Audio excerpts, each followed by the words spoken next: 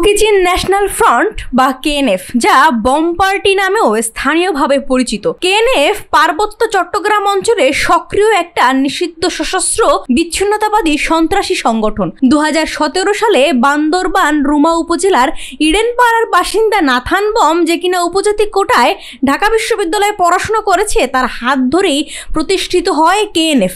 এর প্রধান উদ্দেশ্য রাঙামাটি ও বান্দরবান জেলায় 9টি উপজেলার 6টি জাতির সমন্বয়ে, যেমন বম, পাংখুয়া, লুসাই, খুমি, ম্রো এবং খিয়াং, এই নিজেদের জন্য স্বায়ত্তশাসিত অঞ্চল বা একটা পৃথক স্বাধীন রাষ্ট্র গঠন করা। তবে বম ছাড়া অন্যান্য জাতি কেএনএফ এর সঙ্গে সম্পৃক্ত থাকার কথা স্পষ্টভাবে অস্বীকার করে আসছে। কেএনএফ এমন একটা সংগঠন যারা বান্দরবনে সংবাদ সম্মেলন করে জানিয়ে দিয়েছে যে তারা সশস্ত্র বিচ্ছিন্নতাবাদী সংগঠন।